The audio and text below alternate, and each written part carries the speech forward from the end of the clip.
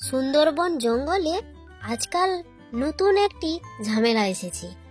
যখন পাখিরা তাদের বাসা থেকে খাবার খুঁজতে যায়, তার কিছুক্ষণ পর একটি দুষ্টু শিয়াল এসে তাদের বাসা থেকে ডিম চুরি করে খেয়ে ফেলে।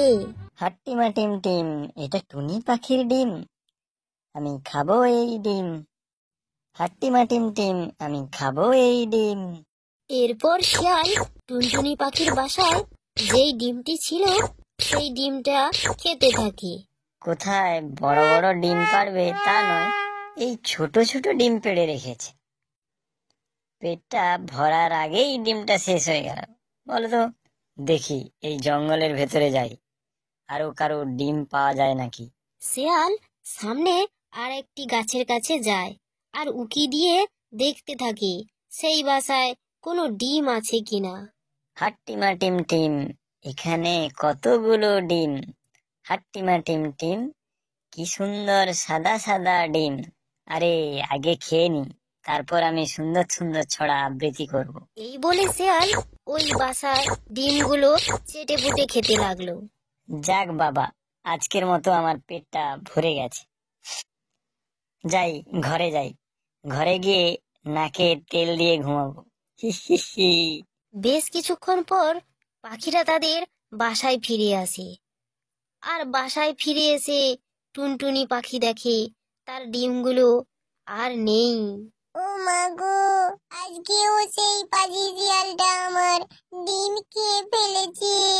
কি যে আমি করি, আমার কিছুই ভালো লাগছে না। ওর জন্য আমি ডিম রাখতেই পারছি না। আর অন্যদিকে নীল টুনি পাখিটি বলে, হায় হায়, এ কি হলো আমার? আমাকে খাবার খুঁজতে প্রতিদিনই বের হতে হয়, আর এই সুযোগে এই পাজি শিয়াল আমার ডিমগুলো খেয়ে ফেলেছে। হায় হায়, আমি কি করব? আমার দুটো ডিমই খেয়ে ফেলেছে। পরের দিন সকালবেলা পাখিরা যে যার মতো খাবার খুঁজতে আবার বেরিয়ে যায়, আর তখন দুষ্টু শিয়াল সেখানে উপস্থিত হয়। হাট্টিমা টিম টিম, এ কি আজকের বাসায় নেই ডিম?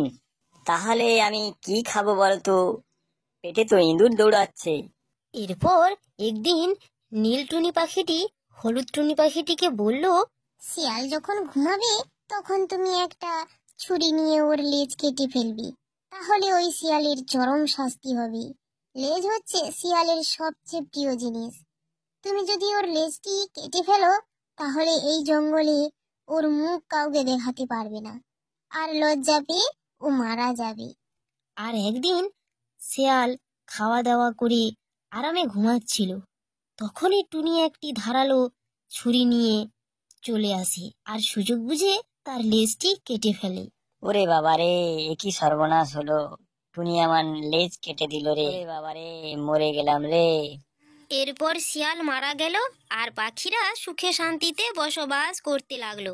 আমার ছোট্ট সোনারা, তোমাদের যদি ভিডিওটি ভালো লেগে থাকে তাহলে তোমরা লাইক এবং সাবস্ক্রাইব অবশ্যই করে রাখো আরো নতুন নতুন গল্পের ভিডিও পেতে।